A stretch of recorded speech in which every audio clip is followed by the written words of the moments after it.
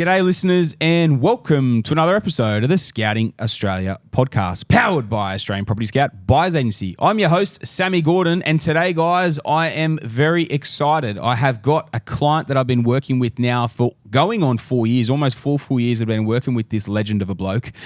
We've built some pretty impressive things together, and he's got a very, very inspiring story and backstory. And we know that you guys love the investor episodes. You've been sending in that you want to hear more of those. You love hearing those things. They're the highest rated episodes, always from a download perspective out there as well. So guys, we're bringing more of these to you guys to the table to show what some of these very inspiring individuals have been able to build in their own portfolio. Some recent ones we had was Big Jakey McGregor with his 11 rental properties by 27 years of age, and Big Paulie K, the fiery from Sydney, with his 4 property portfolio as well in only a couple of years too, starting on a very low income with a very low deposit to begin with.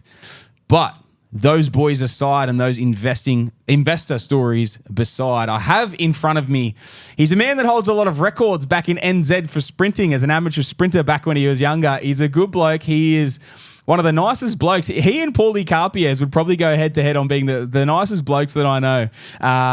Mate, I'm very, very excited to welcome into the studio Big Naiman Ward, mate. Welcome here. Welcome to the Scouting Australia podcast.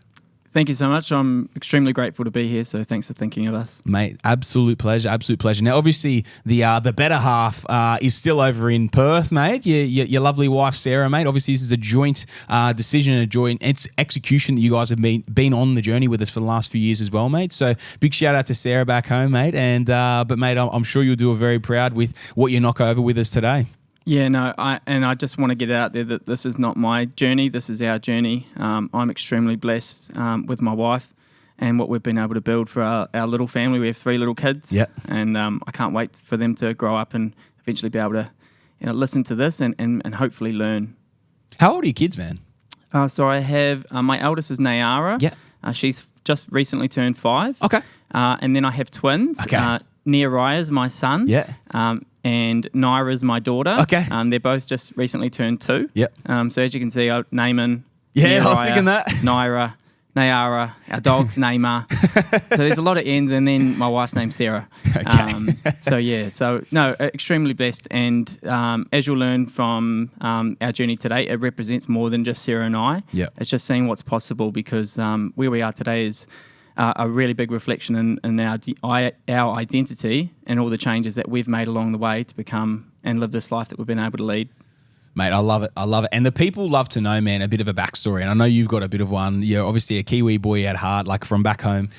Mate, tell me a bit about the backstory, where you're from. And yeah, man, pretty much run it from there. I'd love to hear a bit of the backstory before we dive into the portfolio. Mate, the listeners love to hear the backstory, connect with people on a different level. And yeah, man, it's funny how many different people will connect with, you know what I mean, from a different side of things because of people's different backstory and upbringing, man. So I know you got a pretty compelling one, man. So I'd love to dive into that as well. Yeah, so I grew up in Christchurch in New Zealand, which is in the South Island.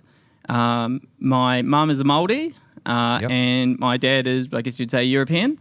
Whereabouts from? So I think family sort of leads back to Scotland and Ireland. Okay. But you've got Irish skin. Oh, thank you. I'll take that as a compliment. But yeah, so had a pretty amazing childhood. Yep. So grew up in Christchurch, was there for 13 years. Then we made the decision to move to the North Island. So going from a city of about 350,000 people to a small town called Levin, which is in the lower North Island. It's about an hour north of Wellington. Okay. Went to high school there. It's a low sort of socio area, but it's where my mum grew up, and she wanted to connect with her family and the roots that she had sort of left to start a new life when she moved to Christchurch after marrying my dad. And from there, I finished my high school. So I went to both of the high schools in the area. And naturally, after high school, my mum asked me, or she challenged me what I wanted to do with my life. And I wanted a year off because I just thought that's what you do, work, maybe get some money. And my mum challenged me to go to university, and I didn't know what I wanted to do. So I ended up going to university in Palmerston North, which is 30 minutes north of Levin. Originally wanted to become a chartered accountant because when you're 15, you think it sounds amazing. You get a briefcase, maybe a personal assistant, get to wear a suit. Yeah. All those things that I believed at that time were important in my life. But can't run fast in a suit, mate. Well, I guess Bond does. Bond runs pretty quick. You'd be surprised. Yeah, I guess you could. Do you know who you're talking to? Yeah, Here we go. but yeah, so, and then I wanted to become an economist. So Okay. I did macro and micro in a business degree. Yep. So I was doing a Bachelor of Business Studies. And then I sort of liked the macro, but I didn't like the micro. Maybe it was just a lecturer. I just had a bit of a falling out. So then I really asked myself and challenged myself what I actually want to do. Yeah. Did you finish those degrees? Or Yeah. they were just what you're thinking? Yeah, Oh, really? So I've got a Bachelor of Business Studies Yeah. in Management and Marketing Communication. Okay. But the backstory is that like I didn't get university entrance. Yeah. So for me, like I had to get into uni the hard way. I basically was pretty good at sport at high school. And basically I just had a really good time in my last year at high school and I didn't apply myself. Yeah. And that's kind of like a theme. Even in my sport, I was really good at sport Yeah. until it came to applying myself. Yeah, right. So you had natural ability, but not the sort of the grit or determination. Is that what you're kind of saying there when you were younger? Yeah, so I guess the natural theme is basically I've always been stubborn. I've always just found a way. And if I had to describe myself, I was probably in the bottom third and I made the top 2/3 look good. Okay. But yeah, but that's the thing. The theme of my life is basically it doesn't matter where you start. Yeah. We all come from different backgrounds, different beginnings. 100%, mate. And yeah, so I basically didn't let anything sort of stop me from where I ended up in life or the path that I'm on. So I'm extremely grateful, and my university years were amazing years. It's where I've got all my best mates. They know who they are, and I met my wife there. So I'm extremely grateful that awesome. you know it all worked out. The sabbatical that I wanted to take, making some money when I was 18, it seemed like the right thing. Yeah. But my mum, and you'll hear about my mum a lot because she lives through me now. But she's always encouraged my brother and I to become the best people that we can become. And education was always a paramount of that. And so I ended up going to uni, not knowing what I wanted to do. I found what I wanted to do. Yeah. I met my wife there. Yeah. I've met my best mates. Yeah. So yeah, I'm extremely grateful. And then what naturally led after that was I just worked locally. I was in a gym. I worked in a Woolies DC. What's a DC? Distribution centre. Oh, okay, right. So I was, I was bachelor qualified, had a degree, and here I am stacking your orders for Woolies. Yeah. And there were so many qualified people. We had qualified high school teachers, pilots, because it was just a student city, but people couldn't find jobs. Yeah. They reckon that's becoming massive everywhere in the world. I know, especially in America. I remember hearing about not that long ago. There's so many people that are having to pay these huge and take on these huge loans to pay for these, because the uni costs so much over there. Same as Australia, obviously, with the HECS and everything as well. But man, then they're getting degrees and they can't even get jobs. There's not even enough jobs for them, and the same thing happening over here as well. So I'm guessing it's the same in NZ. They're doing all that sort of stuff, and then you're coming out the back and you can't get the job anyway, right? Yeah, it's really challenging because there's hundreds of people that are graduating just at your campus, and if the local population 70,000 people, then you're fighting amongst everyone year on year. Yeah, every year that's 300 getting shoved out in the marketplace every year into a 70,000 people population. That doesn't go far, mate. There's only so many accountants or economists that are needed, right? Yeah, and I was very thankful that every position that I've had in life has led me to where I am today. Yeah. So I guess when I look back, I never sort of lose perspective of the jobs that I've needed to do in life to help build me into the person I am today. But basically, I was about 22, 23, was in a crossroads in my life. I'd been in the student city area for 7 years. It's a very small area, you sort of know everyone. And I'd sort of reminisced about moving to Australia from 2010 to 2013. Okay. And basically, I was talking myself out of it. Like I didn't want to move. I wanted to move to Australia. Yeah. It sounded nice, Tell people, I'm going to move to Australia. Yeah. Oh yeah, that's cool. But 3 years on, telling people that, then everyone starts going, "Hang on, I've heard this before." Yeah. And I was just playing the victim. Okay. So I remember the buzziest thing was I had a really good job, and I decided to walk away from that into the unknown, and that is a common theme today. So basically, Sarah comes home one day. She's studying her degree. She's working in childcare. She's on $13 an hour as well. And this is 2013. Yeah, right. She's studying her bachelor's So degree. we're talking 10 years ago. Bloody $13 an hour. Yeah. Bloody, where's the minimum wage over in NZ? What's going on? She's gone up now, but it's not reflective of that. That's not the life that we wanted to limit ourselves to. And so Sarah came home one day and I just said, I've booked a one-way ticket to Australia. This is April Wow. 2013. Okay. I said, I leave in 3 months. I want you to come with me, but I totally understand. We'd been together for about 3 years. Wow. So, yeah, she was a bit taken Who about out. the trailblazer? Yeah. Bloody hell. So, Should have Sarah in the studio. well, yeah, like I'm nothing without her. Like Yeah. I just want to make it known. That's that amazing. I'm here to represent us today Yeah. and tell our story. But You've always said, mate, you've always said that to me as well. Like whenever I've, like pumped you up as well, once we've done deals and everything going on as well, man, you always take it back to the family and to your wife and everything as well, man. So it's a big respect on that side. yeah, like she literally has rebuilt me. She probably doesn't know everything that I'm extremely grateful for. But yeah, it's like, yeah, she knows just what she means to me. Like, and this is why I get to do what I get to do. Yeah. And I've always told my wife, even at our wedding, like, I want to spend the rest of my days helping you achieve your dreams because you've always backed me chasing mine. And that just, yeah, it means a lot when you have someone who supports you, because what you'll find in life is that, you know, people come and go. And they say that when the tide goes out, you can see who's swimming naked. And Sarah has always stuck by me, not when it's been good. She's rebuilt me and really recalibrated the person that I've been able to become.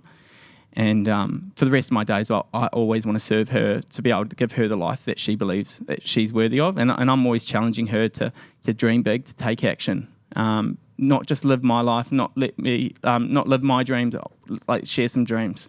Yeah. So the property journey has definitely been a lot to me, and it's something that I've always challenged Sarah to continue. You know, if something happens to me, it's not just my dream, it's our dream. So I want her to carry it forward. And to be honest, like, I didn't appreciate what Sarah had done for me back in 2013. I was 25, 26. Yeah. And I just didn't appreciate it. I was like, you know what, I'm coming to Australia. It took me a wee while, man. I just totally disrespected her. And she knows that, but she knows that that's not me. And I just went through a phase in my life where I just undervalued her. And I'm really grateful that we've been able to live the life, because, you know, that was like 10 years ago. Yeah. And we've achieved so much. But I'm really blessed to have Sarah on this journey with me. And I believe that that's a compelling story, is that it's a team effort. We're not pushing and pulling. Yeah. You know, we're all heading in the same direction. Yeah. We have that clarity. And that's what's really made it easy, is once we've mapped out the plan, like, we understand the plan. We're not sort of pulling and pushing each other. Yeah. I'm really grateful for everything she's done for me, and she's an amazing mum, just such a natural. And I know, you know, some things in life, that's all they want to become, but I'm here to challenge people, like, to become more or to see what's possible. Because if I can just take a little page out of my life, it's when you go into the unknown, you start to, I guess, you can recreate yourself, you start to dream bigger, you start to take action, and you start to see things that you never thought could ever happen. So, and thinking about that back then, man, it's a very compelling, you know, story there, man, very touching. I really appreciate you sharing that with us as well. Man, it's kind of like the thing that I'm kind of hearing here as well, man, is like, you're in a hole, like, she's helped drag you out of this thing. Like, even if you're just stuck, you know what I mean, not growing, just, again, repeating the same thing for 3 years. And then she's like, this is the action we're taking. This is what I'm doing. Are you coming, or are you going to stay in the hole, sort of thing? Almost like that forced action. And then, man, I know there's been a lot of growth then for the man that I've known you for the last 4 years compared to what you're saying you were back then as well. Man, there must have been a lot of change and a lot of growth that happened during that period as well, because I only know you as an absolute legend. So yeah, man, I'm very intrigued to kind of hear where this all goes, and, man, even feeding into the first deal and everything as well. Yeah, man, it's exciting. So you've moved over to Oz. Where did you settle? You came straight to the GC, didn't you? Yeah, so I booked a one-way to Brisbane. Okay. And then my mum had said to me, don't move to Brisbane, there's Kiwis living under bridges, you get no government assistance or anything. Yeah, right. And that was probably May or June, probably late May, she said that. Yep. So I booked then a connecting flight to Melbourne, where I had family. Okay. And they took me in, and I basically came to Australia with about $2,000, a bag, and a vision and a dream. Yep. I didn't know what was possible. I didn't come here with a job or anything. I just came here knowing that I could better myself. And the blessing back then is that I wasn't choosing what I wanted to do. Even though I had qualifications, I was prepared to work in the meatwork, stack shelves. I never had this level of expectation. I just thought, just get started. Yep. I was prepared to do anything. And I always said, whoever hires me first gets me. And thankfully, I took the first job that I got. and that was sort of around. So I came over early June 2013, and then started that job sort of late June 2013. Okay. That job flew me to Brisbane for some sales training. Yep. And then in July, the manager who managed the Queensland branch decided to leave. And then the CEO basically came to me and said, hey, I want you to go over, move to Brisbane and manage the Queensland site. Yeah, right. So the people that trained me, 6 weeks later, I'm now their boss. There you go. So it didn't go down too well. It also, Sarah had just arrived a week before this job became open to me, which I didn't apply for. And Sarah's like, okay. The craziest thing is that Sarah came over and did a paid interview to be a nanny. Yeah, right.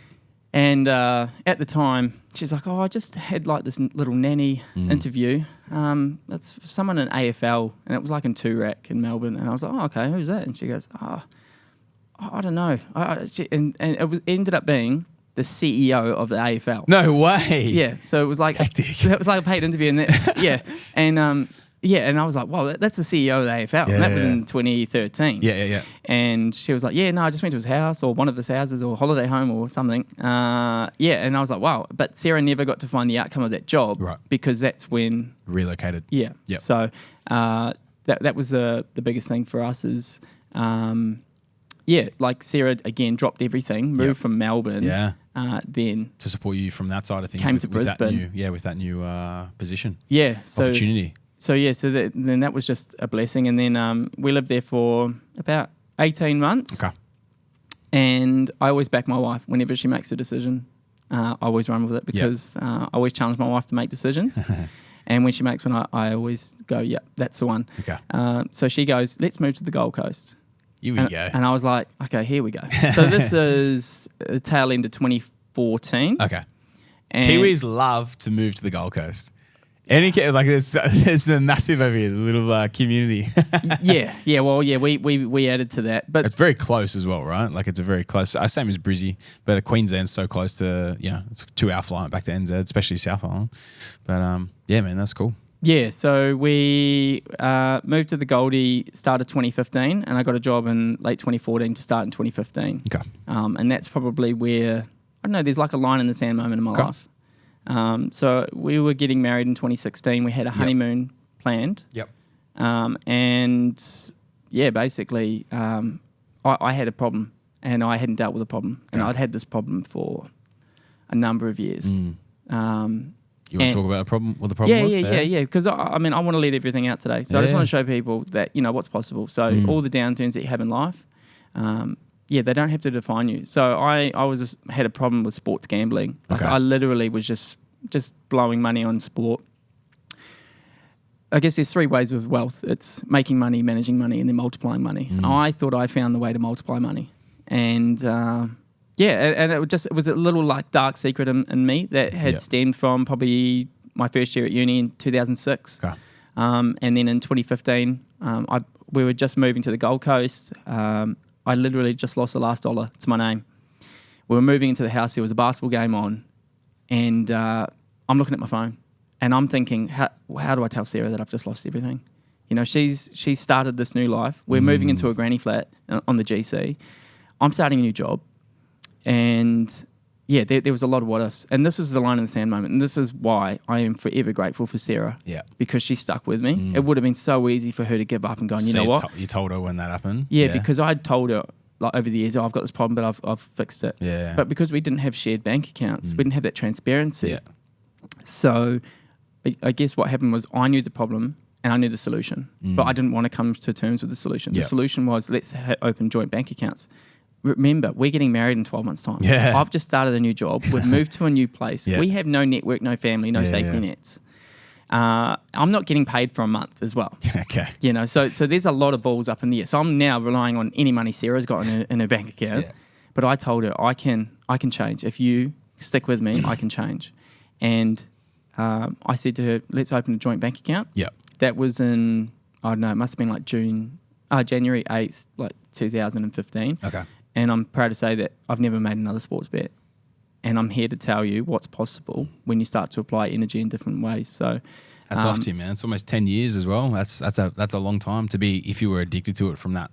You were addicted to it, sounds like, for almost 10 years. Now you've been off for 10 years. So, mate, hats off. That's certainly an achievement for sure. Now, what led me from that? So naturally, when you're dead broke, you're starting a new job. Yeah. You've just moved into a new place. Yeah. Like, it's probably, you don't know what to do.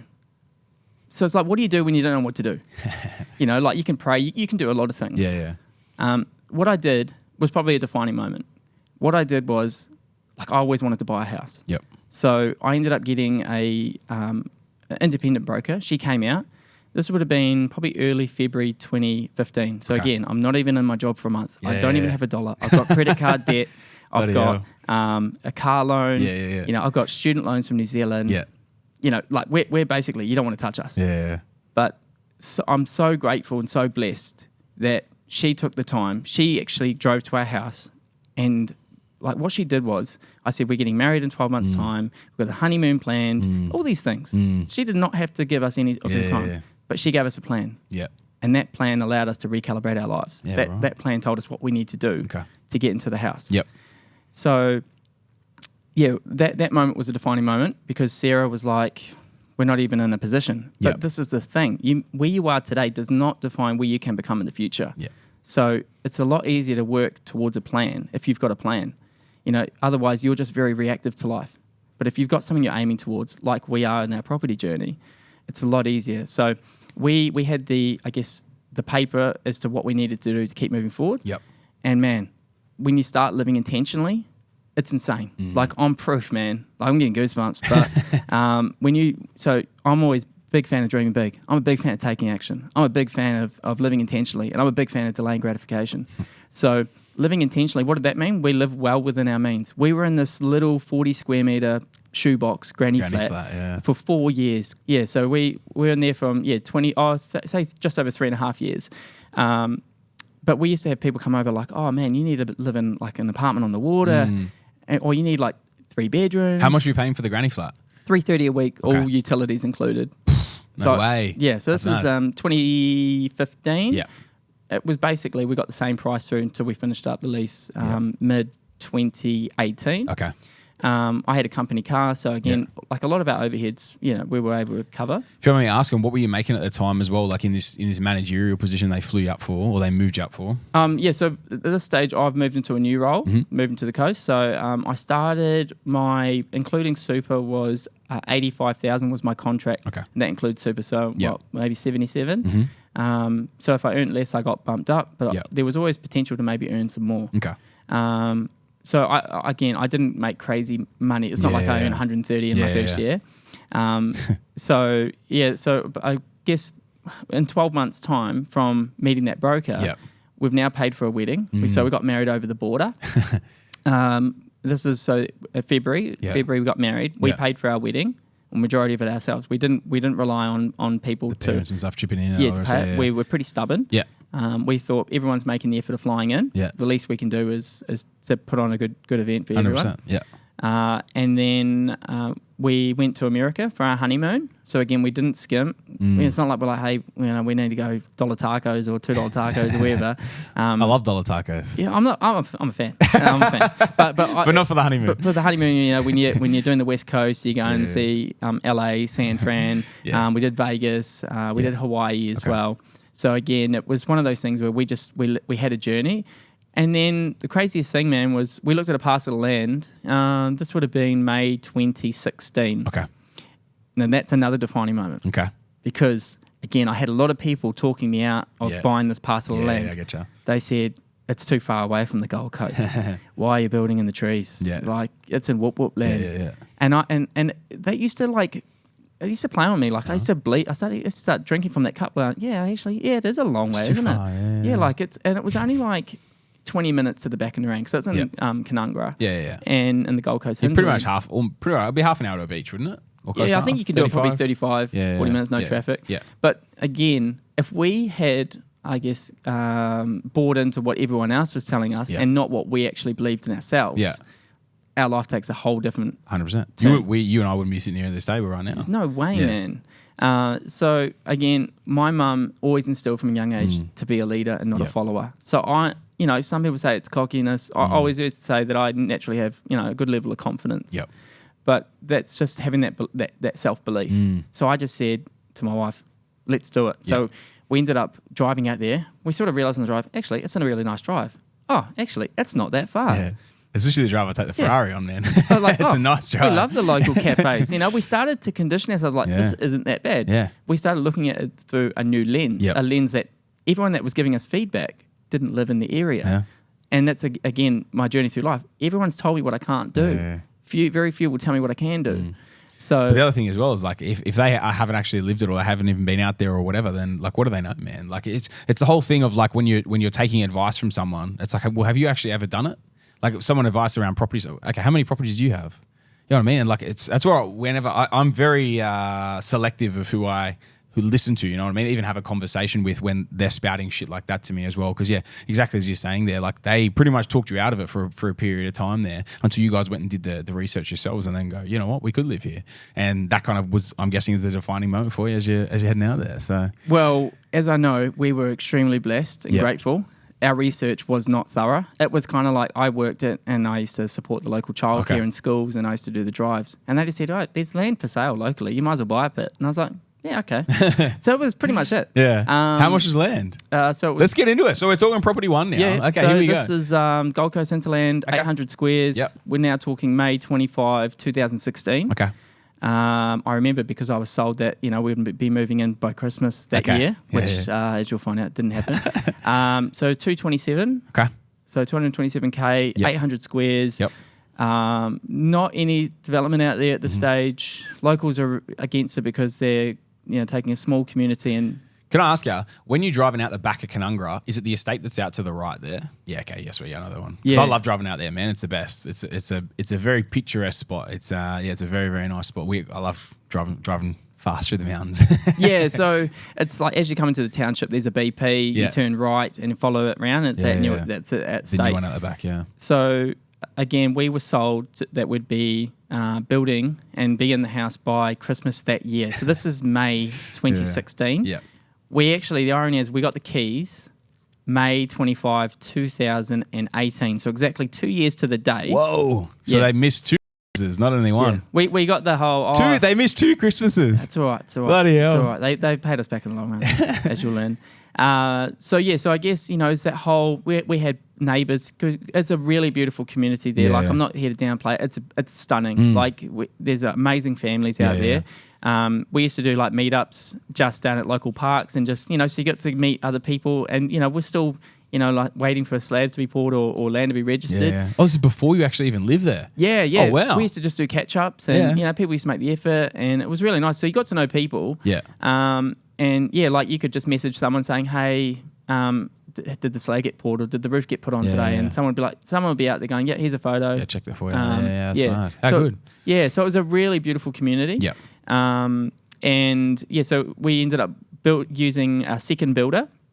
So our original builder sort of led us down the wrong path and we just thought, no, that's not the way that we want to go. You binned them and moved on to someone else? Yeah. And it was I guess that was a journey that sort of led us on with that visualization. So most people can just see a block of dirt. Yep. We could see beyond that. People see a floor plan. But when Sarah and I were looking at this floor plan, we started to just like visualize ourselves in this floor plan. So like even on the floor plan, when you open the door, there's two front rooms. To the front, I guess if you're coming up the driveway, it's to the front left of the house. Yeah. But to access those two rooms, you have to walk about 8 meters down the hallway, Yeah, right.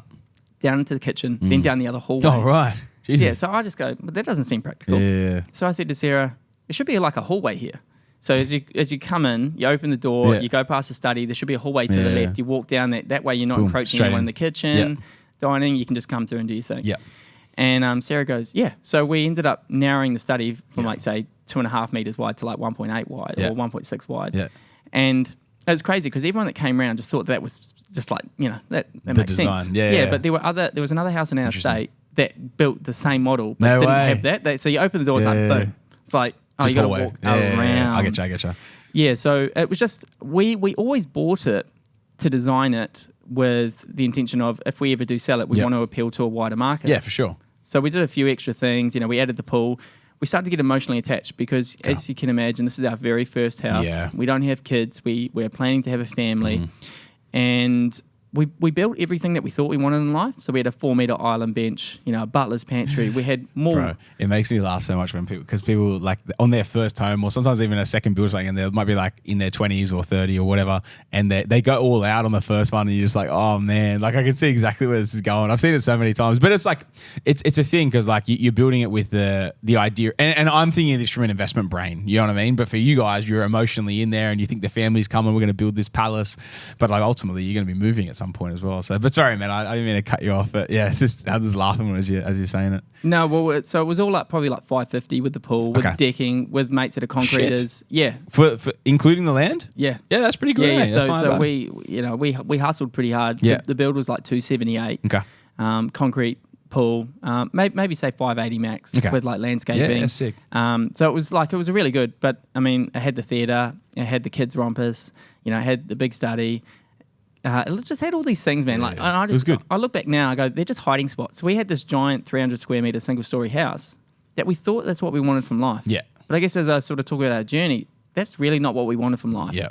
And it took me a few years to find out, later what I wanted from life. Mm-hmm. But the blessing that we had is we built it with the intention of, if we ever do sell it, this is the market that we're going to appeal to. Yeah. So we did little things like we made the garage, because garages in Australia are quite narrow. Yeah. They're very tight double. Yeah. Very tight double. So we went another 1,200 wide. Okay. So that we could get a back roller door. Yeah. That way we thought, if you come to the garage, you got a trailer, you got something, you can go push it through the other side. Yeah, sick. So we gave up a little bit of side access, but we were like, and that's a big thing. And then that ended up, appealing to a wider market. Yeah, sweet. So I guess we overinvested in some of the things, because going from a 40 square meter granny to a 300 square meter house, you kind of feel like you want to go to a palace. And it was nice to show off. You had that honeymoon phase, where you go, oh man, look at this, look at this, look at this, look at this, and then you go, man, okay, like there's a lot of cleaning here. Oh, I've got to mow the lawns. It was a real blessing to be able to do all these things. Yeah. But I guess from what I've now transitioned to in life, the property's there. So we lived in that from 2018, and we ended up selling it in 2022. Okay. So got an amazing price for that. And so is this before you'd done any deals, or you'd bought a couple of deals before you? No, you had, because you bought a couple. So this is through the journey, but you bought this one. This was your first deal, and we'd started working together before this. Hey, if we go timeline wise, let's go more timeline wise, because I like to go timeline because typically there's always a reason for a sale, right? Or there should be a reason for a sale. So, man, if we talk timeline wise, man, even talk me through like what sort of transition during that period, even before that, or after. Let's say after the 2018, you've moved in 2018, man. What's then transitioned you into building the portfolio that you've now built today? When did you come into contact with APS? Because obviously it's after this you come into contact with APS. Man, talk us through the journey of, for one, how you found us, if you wouldn't mind, and then also what made you start thinking about investments beyond just the primary residence, the palace that you built out there in Canungra. Yeah, so I'll just sort of pivot and just tell a little quick backstory. Okay. So in terms of getting our first investment property, so what I learned was I was pretty bad at multiplying money with my sports gambling addiction. Yes. But what I found, man, is that in 2017 we had 30 grand in the bank. It's not crazy money. And I said to Sarah, if we leave it in the bank account, we're going to get about $580 in interest. Yep. I said, do you back me to make more than $580 in interest? She goes, she says, uh-oh, where's this everything going? But sports betting. Pretty much. She gave me that look that she gives me a look when I find something. She's I'm like, taking the piss. Yeah, it's all good. So what'd you do? Man, I did what a lot of people said that they wanted to do. I bought vending machines. Okay. So I wasn't recreating the wheel, man. Like this is the thing. I remember this. We spent so very first thing is I bought this vending machine for $3,000. Yep. Or maybe 2.5. I was emotionally attached to the decision. I just wanted to get in. Yeah. What I learned was I paid. It wasn't turning over what he said it was turning over, and it was on the decline. Okay. So I was like, wow. But that $2,500 or $3,000 experience taught me a lot. Yeah. So then I invested $15,000 into 4 other machines. Okay. We quickly realized that after 1 week of trading, that was making sort of, I think it was about $380, $400 Okay. in net income. So I was like, Yeah, wow, right. that's From amazing. 15 grand, yeah, that's good. And I said to Sarah, do you know what this means? She goes, what? And I said, in 2 weeks, we're making more than what the bank will give us for 52. Yeah, right. So I said, we've got 50 weeks Yeah. to make some money here. Yeah, 100%. And then so we did that for a couple of months. And I said, do you back me to buy some Go more? again. Yeah. Yeah, so we ended up buying, a portfolio of vending machines. And I guess where I'm leading you here is don't look at something for what it is. Look at what something can become. Yeah. Look at who you are today. You are not the polished product. Look at who you can become.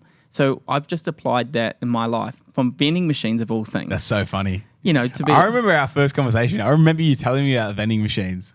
Man, I've had that many people say, "Oh, I dreamed of getting into that," or "Yeah, I was going to do that." And as I've learned in life, there's a lot of people that do a lot of They say they're going to do a lot of things. Yeah, of course. Yeah. So I guess what led me to APS? Yep. Well, over 4 years, building a You site. saw a billboard on the side of a vending machine. Could have. Maybe it was a different abbreviation. I think it would. I think it would have been a different company because we've never done that. But I guess business model. Over that 4 years, we built up a portfolio of 20 machines. Okay. Again, our weekends are filling these things up. Yeah, right. Fixing the coin mix. Fixing the note jams. Getting people texting, "Oh, didn't disperse a product." Yeah. All these things. Our garage was like a storeroom with all the products. So it was like a candy shop. Yeah. But I guess what we learned was by building that side hustle over 4 years, we were able to multiply our money more than what the banks could give us. Yeah. So that's when the light bulb went off, and I was like, okay. But the thing that broke my heart So funny. Yeah. was seeing my wife with our newborn. Yeah. So this is now 2019. Okay. And she's constantly filling up vending machines with our daughter strapped to her. She's like 2 months old, and the poor little thing, she gets chucked in an 80-litre container, with the lid off, and she's just sitting there, and Sarah's like filling vending machines. Was she giving her the cans? Make it easier? Mate, she was just, she didn't even know where she was. But, maybe subconsciously she was like, hey, something's happening now. They're making some money. This is wealth, wealth creation. But these are the backstories that, people might see our journey now, but they didn't see where we started from. And we started from extremely low base. Yeah. Again, I had nothing in 2015. Yep. I just had zero in the bank. I had just had a dream. I had debts, but I didn't let 2015 define me.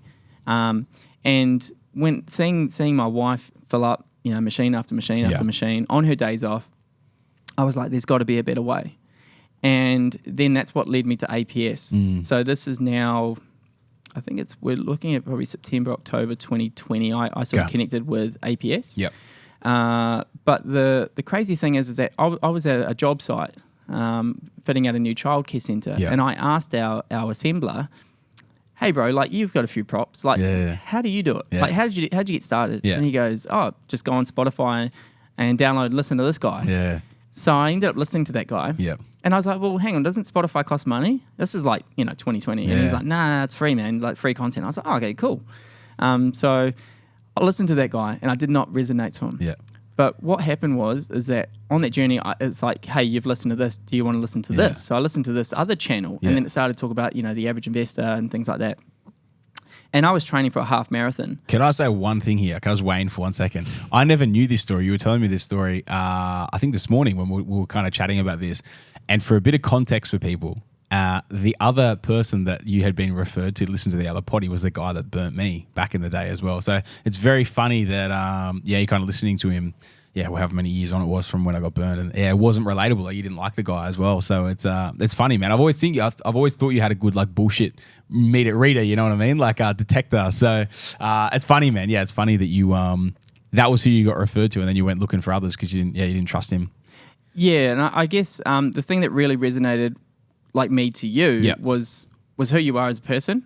Back then, it was one of the potties was about 20 properties in your 20s. Yeah, and the thing that I really liked is that you said, you just naturally like to help people, you love your footy, and you love to keep fit. And I was like, boom, that's the trilogy there.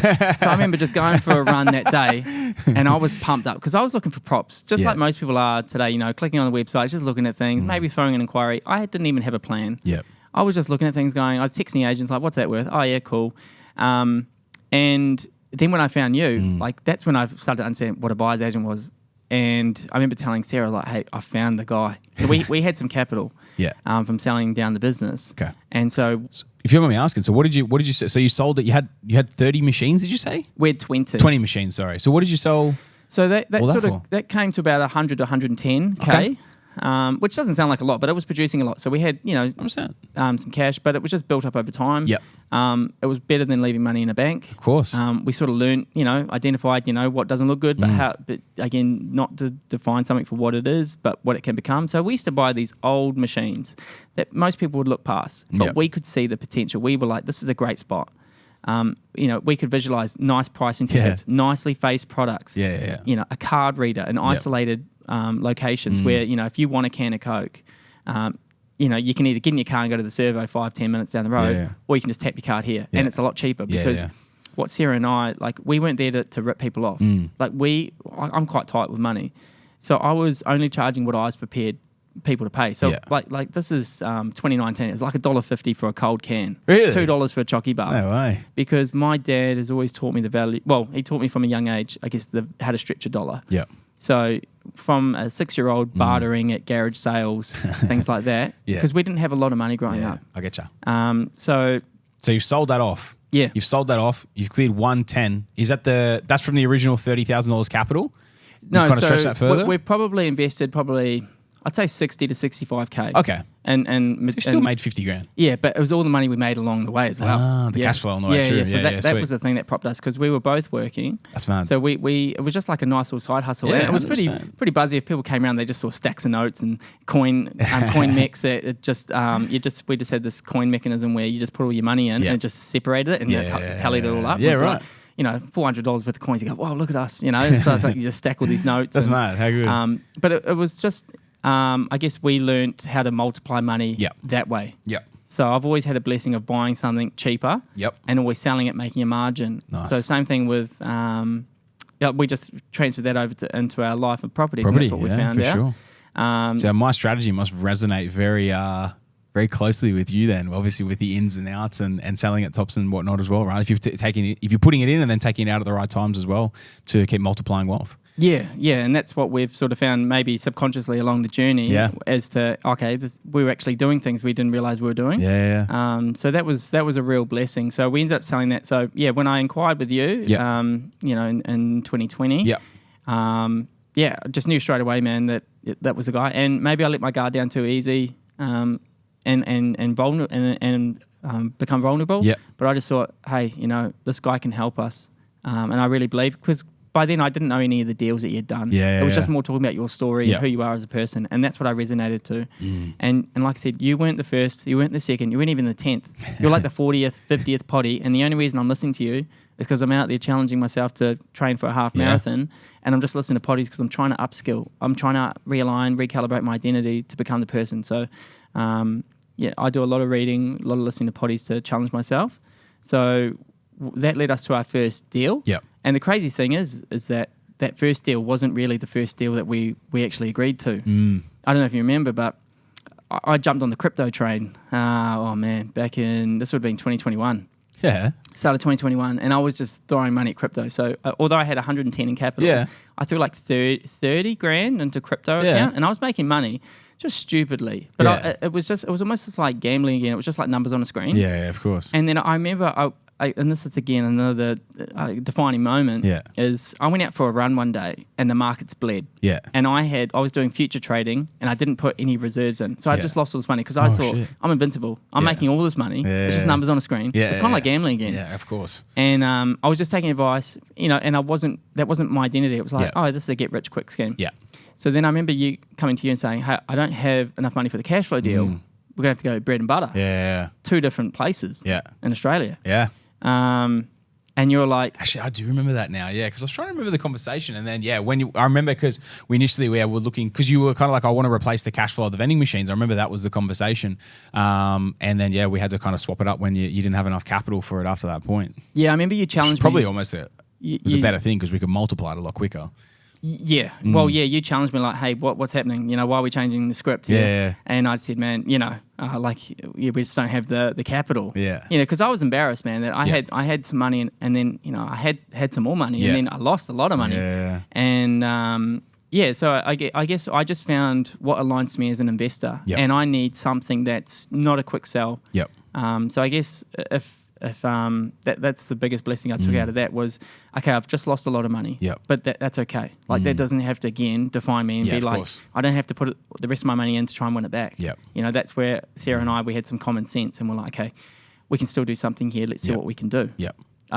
So Makes sense, man. Makes sense. Yeah. So mate, let's talk through the journey then. Let's jump straight into the obviously the property side of things of the journey with APS, because it's a little bit like the rapid fire that we finished the potties with, man. But we went pretty hard, pretty quick, especially early. Like we kind of chopped through some deals, man. Why don't we talk through the numbers, the time frames, and everything as well of how we kind of got out there and started chopping through the portfolio? Yeah. So first deal was in Perth. Mm-hmm. I remember you came to me. I think it was April. I got the deal in my inbox on a Sunday. I was kicking footy at the park with my cousin. And I barely looked at it, man. I just, I was just like, yeah, that sounds like an amazing deal. Like I was like, yeah, okay, cool. Signed the contract, sent it back. And again, a defining moment comes in the next 24 hours. Yeah. So we're on the, Gold Coast hinterland. Life's pretty sweet, 6.5 years, pretty cushy. And then I just, Monday morning, so I signed the contract Sunday. Yeah. Monday morning, I'm looking at the ceiling and I thought I was in Perth. I'd never been to Perth. And I remember telling Sarah, she was just like, okay. And there was a job transfer that I could do. Yeah. And I just said, I think life's telling us something. And she's like, okay, let's go. And it was literally like that. And That's weird, man. That's so funny. That's the thing, man. We packed up the house. So like just over a week later, work give me their blessing. They fly me over. Yeah. They show me around. They're trying to sell it to me. They're taking me to like Cottesloe Beach in the pouring rain and it's windy. And I'm like, look how great this beach is. And I'm like Mate, mentally I'm here. Like, yeah, it's not really good. And then so we settled on that in, I think it was June 2021. Yeah. And then we moved over into that house July 30. Crazy, start a new man. life, man. Crazy, bro. So from when you sent us the contract, maybe April, May, we're there by July 30. We hadn't rented it out. Yeah. We basically moved 4,000 Ks, giving up an amazing house that we're now renting out in the hinterland. Yeah. And this is again when I guess the penny dropped. We had 2 weeks home quarantine, and my 2-year-old, she couldn't see the leaking taps. She couldn't see the overgrown grass or the trees that needed to be pruned, or the older style house, or that there's only one bathroom. What she could see was that Mummy and Daddy were here. Yep. And here I was thinking, oh man, look at that. Oh, look, we've just left a big kitchen. Yeah. We've just left an ensuite. Yeah. We've just left a landscape garden, a swimming pool for this. And it was like miserable weather in Perth in the home quarantine. My wife, so 3 days before flying out to Perth, we found out we're having twins. Yeah, right. So again, you throw that in the mix. So my wife was due to fly over a couple of weeks after me. I was there to get us set up. I was so disorganised that I hadn't even invested in an inflatable bed. I was just going to sleep on the floor. Yeah, because I was just like Sammy Gordon special, mate, on the old Renos there. So it was a Monday, and her parents were over on the Gold Coast. And they got, I guess they got a message saying you need to fly back to New Zealand. It's during COVID. Yeah, right. Borders about to shut. Yeah, so this is Monday. They fly back on the Wednesday. I said to Sarah on the Tuesday, you might as well come with me to Perth on Friday. She was like, okay. So then we packed up a whole house. Jesus. In like 2 days. No way. Yeah. And then we ended up shipping more stuff to Perth because we're like, we're just going to get rid of it. Yeah. But it was a real beautiful thing is that we had neighbours in our little community who offered their time to help us clean, get the house ready for rent. Yeah. And just it really touched our lives. Yeah. So like those people know who they are. They know that they mean a lot. And we'll never forget that. And then, so off we go on a little, 4,000 K, 6-hour flight with a 2-year-old. Yeah. Twins in the to come. Yeah. And moving to a house. And like, again, that was a life-changing decision, but one that I'm extremely grateful for as the viewers or listeners will find out. So we bought that 4x1, 249K. Crazy. Insane. Crazy. Yep. So, we obviously bought an absolute banger. Yeah. And then my wife and I, we just renovated it over time in the 2 weeks home quarantine because I couldn't leave the section. I was just doing my head in, so I was doing some gardening, just doing things to keep my mind busy. And then, we ended up selling that last year. So, run us through the numbers real quick on that. Or actually, was that the last? Have you done anything since then? Have you picked another deal up since then? You picked another one up. Mate, let's run through the time frames. Actually, no, let's run through that just real quick. With that, we paid $249. How much did you spend on the reno there? probably 50 grand, I think it was. Okay. Yeah. So you're all in for, let's call it 300,000. Yeah. And you sold it for? 511 and $150.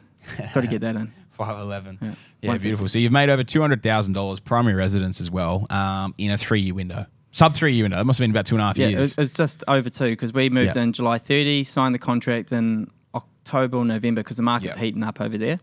Now, why did it must be around about 80% gain. Just trying to run those figures real quick. Yeah, you'd be just under 80% gain on that. That's massive. Yeah, so 70s. I guess we sold it to keep moving forward in our portfolio, rather than sort of what some people get told of, got to hold on. Yeah, never sell. And I guess going back to Canungra, I sold it after before a strategy call with you, and I listened to one of your poddies about sometimes you've got to sell something to keep going. Yeah.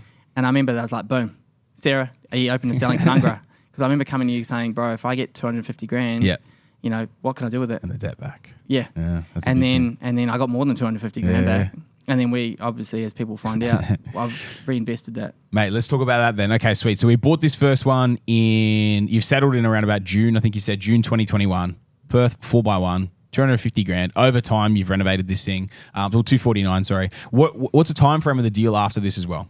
Okay, so then we move into the next one. Yeah. May 2022. Okay, so it's 12 months because you took the 12 months off because you moved over and moved into this thing, or like what was the reason for it? Yeah, so I probably was, I don't know, just didn't know what I wanted to do. Didn't know what was possible. Yep. We just had twins as well. So they came 2022. I think back then, man, we also I felt like a bit less, I was less confident pushing people as hard as I probably should have been. You know what I mean? Like getting people back in, that deal at 249 was probably worth high twos at least, maybe close to 300,000. And I wasn't as pushy back, not even pushy, but just like, man, this is what you want to do in your journey. This is what we've got to do. We've got to move this thing forward. I think that's why we go so hard on the strategies these days, so we can actually help guide people with this stuff as well. Because realistically, man, you were up so much on that thing immediately, let alone 3-6 months later, let alone 12 months later of when you've come back around. So it's man, it's funny that I can't ask about resting on your laurels, but that's why we do help people move faster and quicker through this stuff these days as well. But man, talk me through May 2022. What's happened? You've had the twin babies. They're out. Yeah, they came out in Feb. So we lost, thank you for them. We lost 100K serviceability on those two coming out. Negatively geared babies. So we went from buying something else to buying what we got next, which was a real blessing. So by then, my wife's not working. Yep. She's still, taking time off. Yeah. It's just reliant on me in servicing. Yep. I remember getting the phone call from Jace. I was at a team work dinner in Brisbane. Yeah. And he's like, bro, I got a deal. And I was like, okay, sweet, send me the contract, I'll sign it. Is this the next one's in the same suburb, yeah? Yeah. Yeah, okay, sweet, yeah. So it's where we live now. Yeah. We bought that for 280K. Yep. This is May 2022. Yep. 3x1 on 700 squares. Yep. Absolute banger. And we're currently... That's on that massive... it was the 700, but you got more access on that one as well. Like good drive-through and stuff as well. That's cool. Yeah, we've taken down... Because we're renovating that now. Yeah. So, we're the ones creating a construction site down in a little cul-de-sac. But it's really nice, man, because we're in a nice little quiet area. Yeah. People have lived there for a long time. Yep. So that's just been an absolute blessing. And what do you reckon that'd be worth now? Mate, crazy. So I got some numbers from I've got a gun agent in Perth. She was texting me last week. It would be from 570K. Whoa! So we've more than doubled. Yeah. And you bought that, mate, 2 years ago. Not even. Yeah. We're in April. So in 2022, 280K, and you reckon now 570K plus. Yeah. And talking to Perth locals, there was natural stigma on certain suburbs. And this is one of those suburbs that people go, oh, no, you don't invest in there. Yeah. And as people people have known now, they're like, because I guess investors don't have, bias on those sorts of things. They don't have that same lens that maybe someone who's grown up in an area who's known it as that area and not knowing for what it can become. Yep. So now that's more than doubled. And if that went to market, that's probably pushing high fives, if not breaking into sixes very, very soon. That's crazy. Again, we're renovating it now so that it's going to tick a few different boxes. Yep. We've now made it accessible if someone wants to turn it into a dual lock. Yep. So it's just thinking like an investor, okay, when I sell this, or thinking like someone who wants to buy a house, it allows them to do a lot of things. If they don't want to build a granny flat there, they can put a pool there. Yeah. And if they've shed. got a shed. Yeah, everything. Which is big over there as well for people's boats, jet skis, all that sort of stuff. Yeah, if they've got a boat, then that'll fit as well. Yeah. So it's just ticking multiple boxes, just not being Love it. one-dimensional with our renos. Yeah, perfect. So appealing to a wider market. Yeah. And what we've always done is we've got guidance from our gun agent Yep. as to know what we need to do. We're not just going there going, oh, I'm emotionally attached to this, so if I do this, I'd like this. It's Yeah. kind of like, no, do what needs to be done here. What were you renting that for before you moved into it? Wow. Okay. So when we bought it, Yep. it was being rented for $240 a week. Yeah. So it was really, really low. But Yep. the previous owner only paid $80,000. It was probably all paid off. Yeah. So again, Well, let's say market rent when you released that. So you bought it in May 2022 for $280K. When you released it after those tenants, like what were you getting then? so it was the same tenant. Okay, you bumped him. Yeah, we went up, but I guess. Oh, you were conservative. You didn't stick it to him. No, she's a beautiful lady. Okay. But I guess my wife and I, we've got a conscience. Again, it's probably it can go against us sometimes. Yeah. And So what'd you put it to? So we did 2 6-month leases, and the first 6 months was $320 a week, Okay. and then the second 6 months was $350 a week. Okay. And then when that lease came up, that's when we started to transition to going, okay, maybe we should sell our PPOR Yep. and move into that and renovate as we go. Okay. Yeah, so makes sense. we gave the tenant enough notice to say, we're not going to renew the lease, Yep. but because we're humans, we wanted to do the right thing, and we just to gave find something her else. enough time to find somewhere because Yep. we didn't want to just force her out and then move in. It's just, you don't want to play on your conscience, Yeah, man. I get you, man. I get you. And so at this point, were you pretty much capped from a serviceability perspective once you made that purchase? Is that why you sold Canungra? Because this is around the same time that you've sold Canungra, right? Like the primary residence back on the GC. Because this is around that same time frame, yeah? Yeah, so luckily I was able to buy this without having to sell something else. Okay, yep. So I know that after this settled, we had our strat call, and that's when I was like, hey, if I do this after listening to your potty, Yeah. what can I do? And Yeah. that's when the light bulb started to go off. And again, absolute blessing to Sarah. She Yeah. just goes, let's just sell it. Let's do it. Like it wasn't like but we might want to move there one day. Oh man, that's like our first ever Just house. so common. We just became detached Yep. from it. And and again, choosing the right selling agent Yep. proved amazing course, for us. So when we sold that, we sold it for like over $100K more than what other agents were saying it was worth. Yep. So Wow. and there was the very last agent that we went No with way. that got us the top price. Yeah. So we were stuck. I was just working. Yep. And Sarah had ambitions to go back to work, but it's just one of those things that I wanted her to still, raise the twins and have time with of course. with our eldest.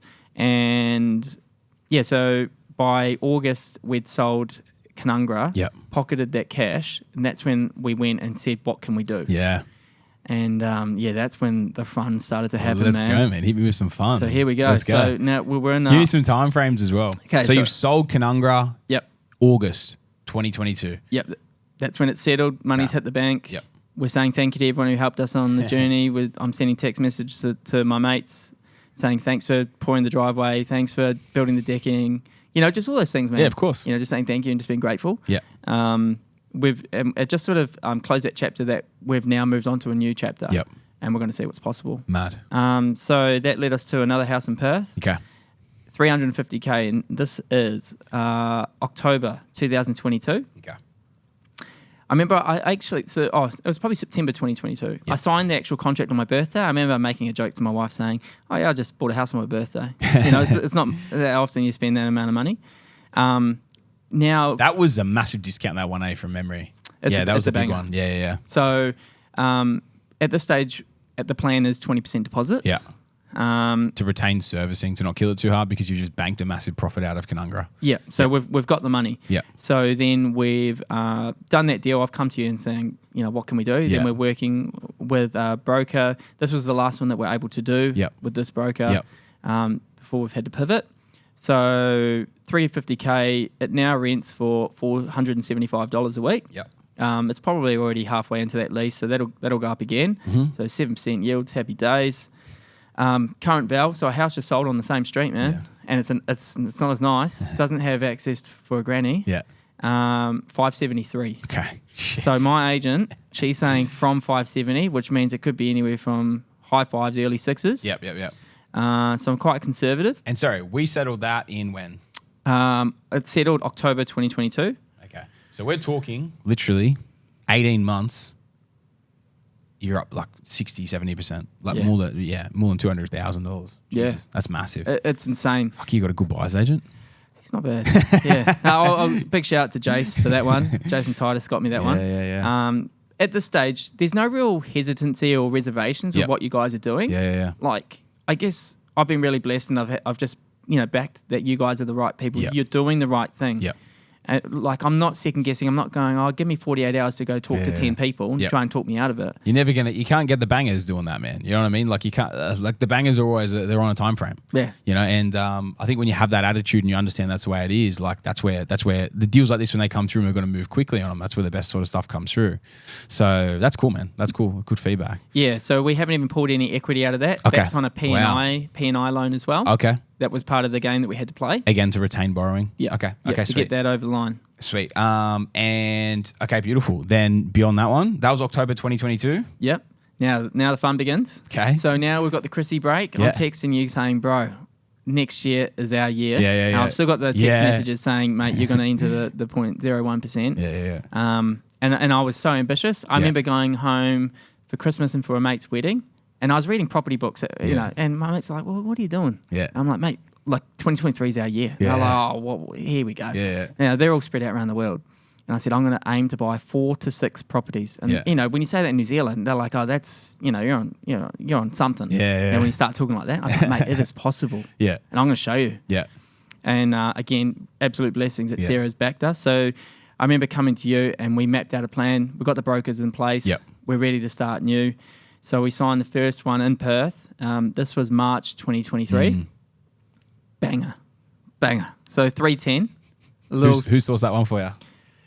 Morgs, shout out. That was me, bro. Oh, was it? That was me. I thought Morgs. Fuck you. I thought it was I thought it was Morgs' contacts. No, it was mine, man. Come on, bro. So what month was that? So that was March 2023. Okay, sweet. What a dog. For all the listeners out there, what a dog. No, AJ. We know APS is always a team effort. So that was 310. Yep. It was rented at the time, I think it was like around 350 a week. Dude, was that only a year we bought that? A year ago that we Yeah. bought that? Dude, you're up 200 grand on that. Yeah. Yeah, so my agent... That's over 500 grand now. Yeah, well, my agent said if she was selling it, it'd be from 499. Yeah. So, yeah, and that's now... We actually did a reno, so shout out to Adriana. We've now made it a 4x1, new flooring, new kitchen, made it more appealing. Nice big block on it with that shed at the back too. Dude, I walked through this. I remember when I was there at the time. Yeah, it was back at the start of last year when I was. I went through it when I was. Inspected it before we bought it. Before I bought it for you. So I remember when I went through and had a look at it and measured up all downside, checked out the shed, and was looking at the bedrooms and everything. Man, that thing's a banger. It's a full certified banger. I love that. Yeah. So that now rents for $500 a week. Woo! So yeah, nice yield. Yep. 7.6%. But when the new lease comes in, that'll go up to 550. Yeah. So we got Beautiful. that. Yeah. So no, that Beautiful. So that was March. Okay. Now we're going April. Oh, There's no time. We're not wasting, mate. mate, we're buying $1 tacos. We're smashing these things out. How many tacos can you eat in a month? Is that a challenge? Yeah, let's do it. Let's go after this. So now it's another one in Perth. April. Yep. So Jace is ringing me up saying, mate, I got a banger for you. Yeah. I don't even have finance. Yeah, right. I'm just like, yeah, okay. Send me the paperwork. Yeah. Ring the broker. We get it all over the line. So that's a corner block. So again, opportunity. I know this block. Yeah. So about 370, 375. 370. 370. It was 370. Yeah. Yep. So So memory's not bad, eh? that's good. I'll give it to you. So that's again the option of building a granny on that, getting some cash flow. So that one quick thing. Actually, sorry. Let's finish this deal, and then I want to make a note on something before we move on. But so 370K. That was in April 2023. So literally 12 months ago. Man, rents on that right now.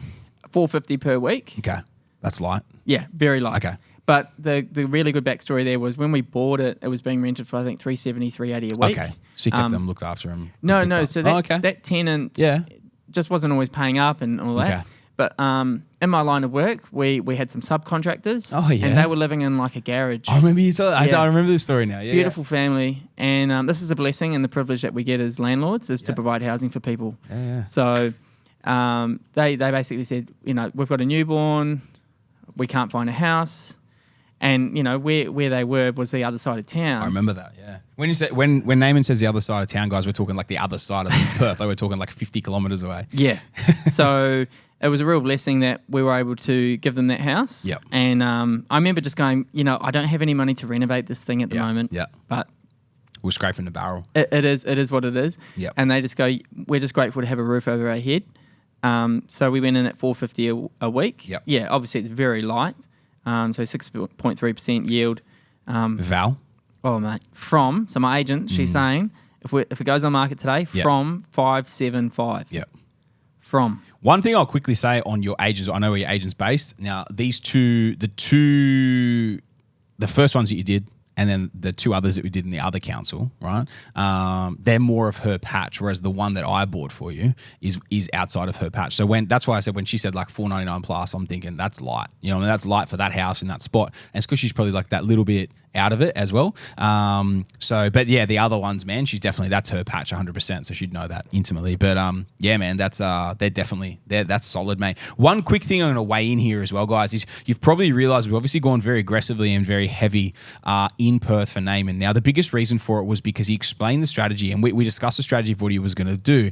He moved into the first one, primary residence. We knew we were going to sell that at some point when we ran out of serviceability again, and move into the second one. So again, even though, and I'm explaining from a land tax perspective, okay? So like if you loaded all these up and maybe you buy 5-6 deals and you're in WA, even if you're splitting, and you're living in eastern states and these are all investments, you are going to run into some land tax. One good thing about WA land tax isn't all that expensive, but the other side of things is we knew at some point soon we were going to sell the first one. We're going to move into the second, so that's going to eliminate 2 deals from any sort of land tax exposure. And then the other ones, we knew a few of them were bread and butters we're going to sell in the coming years, and a couple of them were going to be cash flow deals. So having that split and knowing that we were going to have that split and offload and potentially just own 2 cash flow deals at the back end when those markets had all peaked out and everything fell very much into the equation.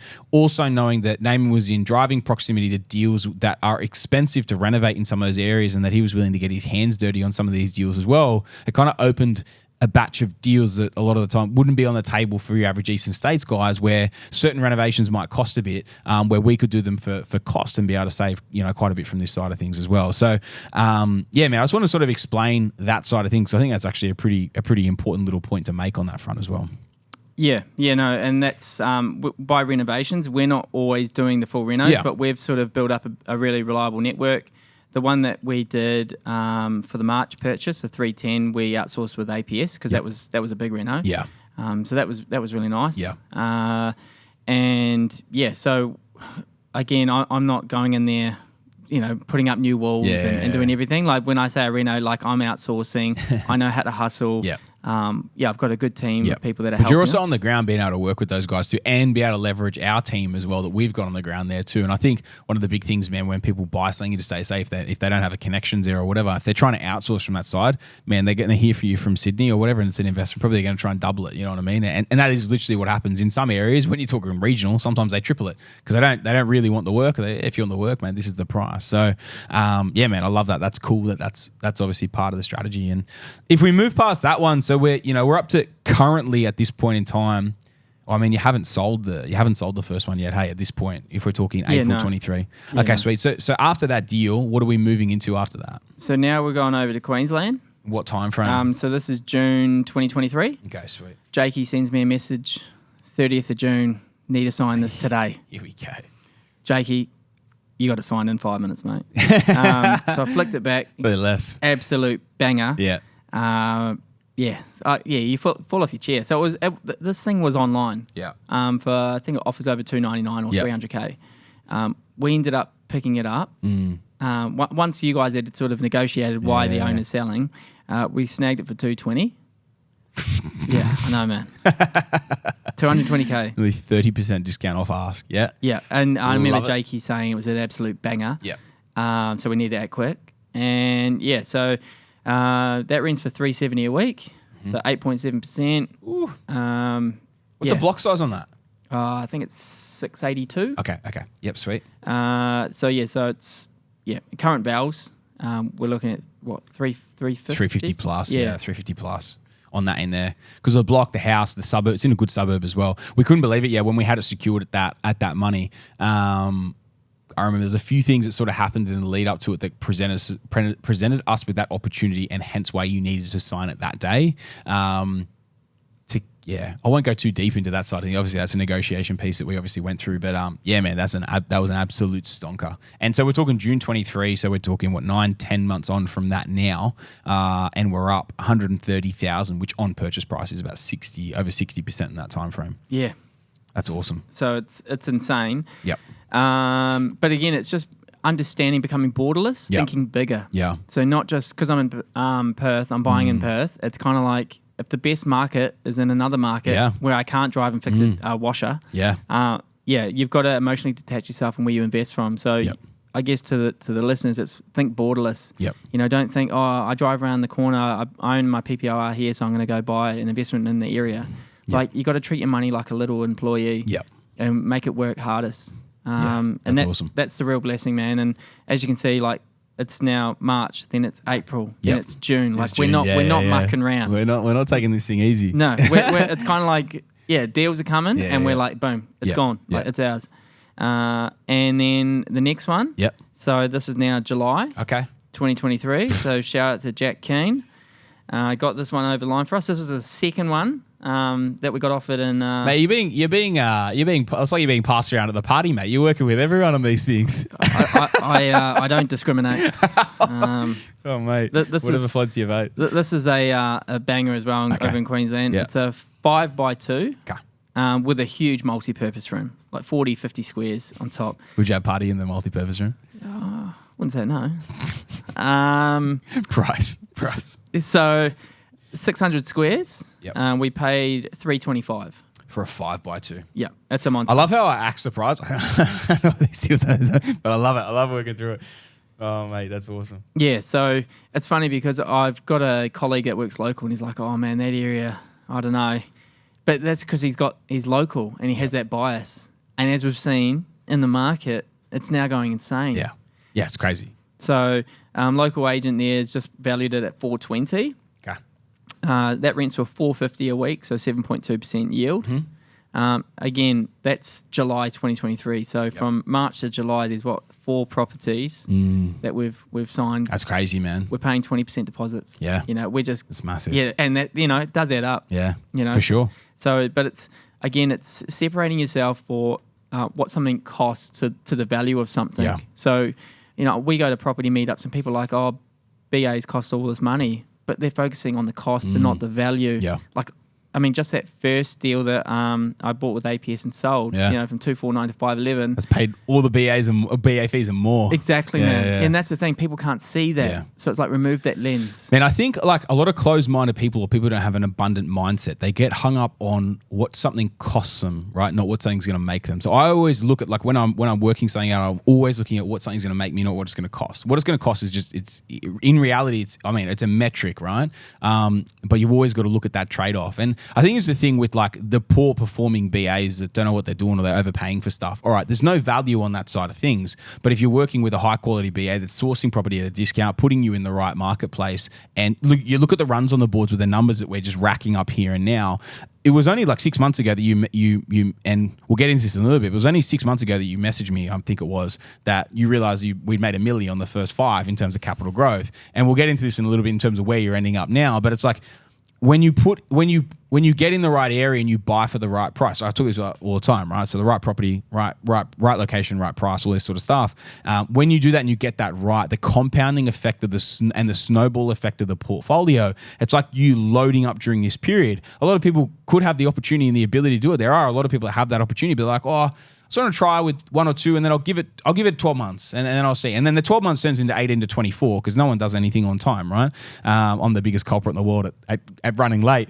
But man, this is one of those things that, like, if you keep that momentum going and that continual accumulation and you don't take those breaks when you have the opportunity and then you trust someone, you back someone, you take that action, your results of your net equity in a 3.5 year window, whatever it is, since we bought that first one, man, it's ridiculous, you know? And that's what I love, man. That's what I love. What we're obviously about to jump into is, man, he's kind of rounding out from that side as well. And also, you got to note that there's rate rises happening like every month at this stage.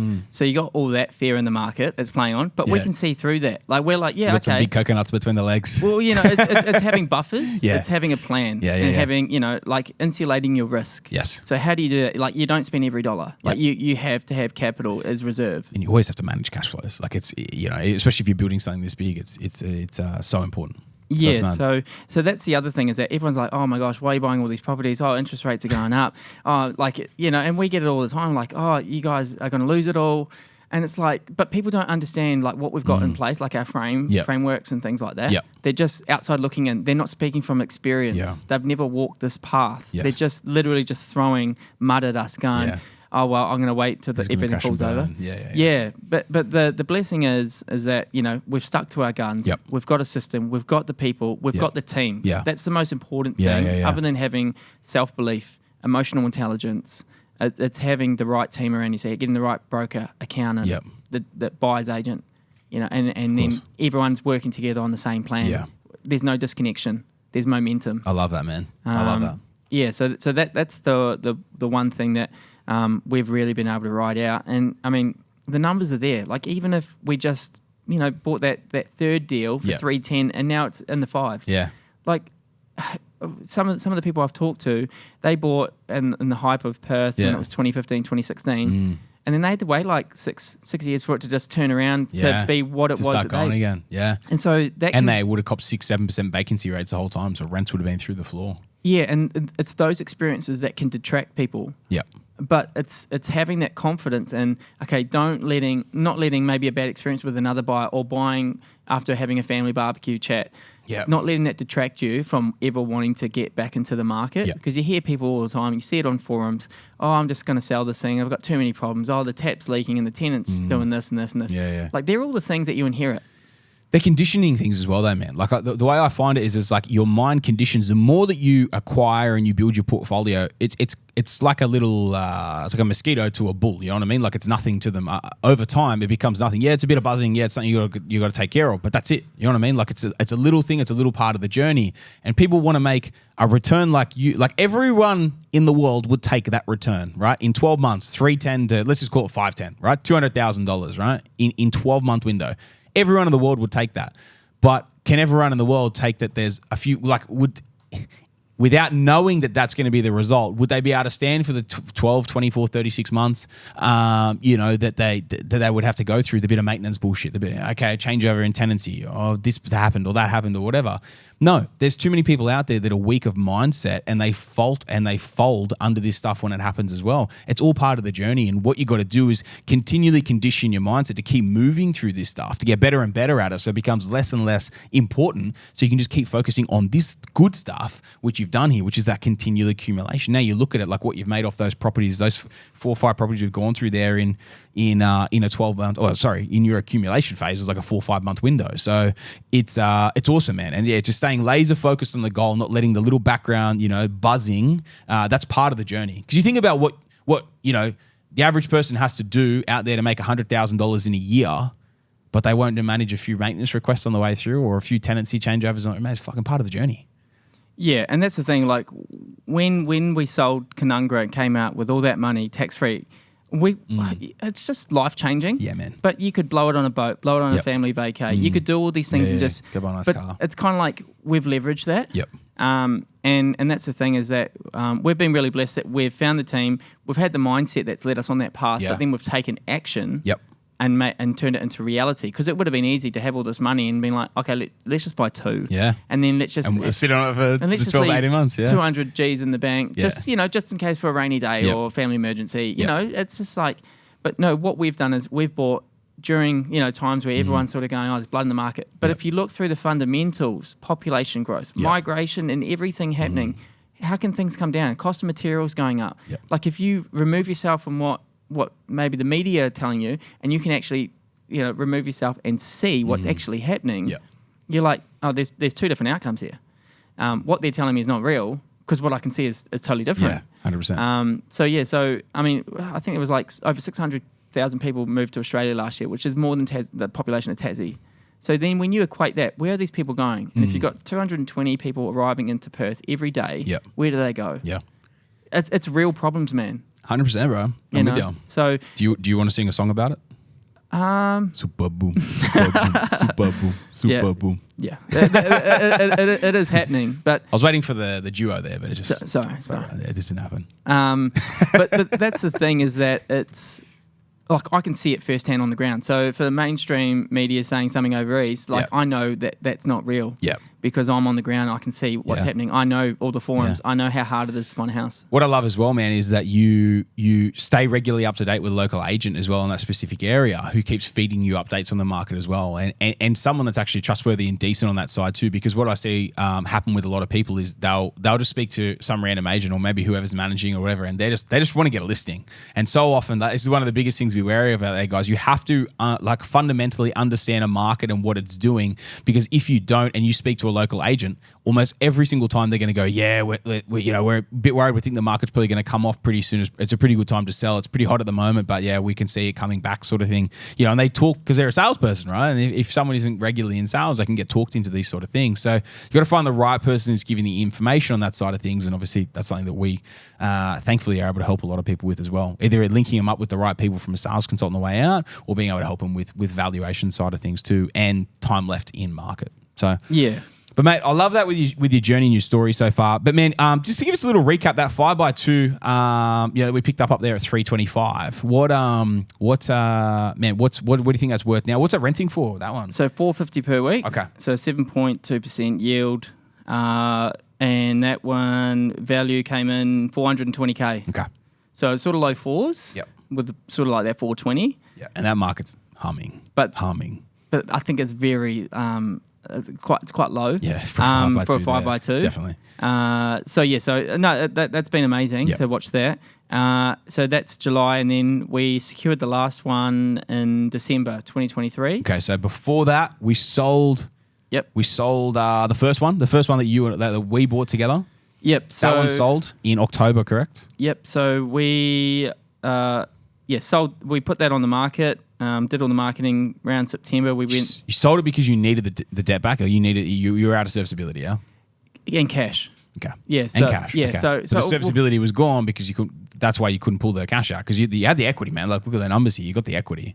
It's the it was a serviceability to release that and then buy again, right? Yeah, and this is I guess we have taken these actions. Like we had already envisaged selling our PPOR from January 2023. Yep. So we were already getting agents. We were doing the renos. We were trying to wait for the right market, because I said to my agent, high fours, it's yours. And it's crazy because everyone goes, well, it's like 430 in January. Yeah. What do you expect it? And I said, this thing it's got legs. Yeah. And so we sold that in October, but I think it officially sort of fell in December. Okay. But we also moved in. So there's like a changeover when the house was vacant, so we'd sell it, and when we moved into our second property. Okay. With APS. Yep. So we were able to sell it vacant. Which appealed, and it was the irony is that a buyer's agent bought that. No way. Did they really? Yeah. You never told me that. So the crazy thing was, my agent was driving to my house to tell us the good news. She's like, "Oh, I've got your, I think it was like 501 or something." Yeah. I was like, "Oh yeah, okay." Like I thought maybe we could get maybe 510. Yeah.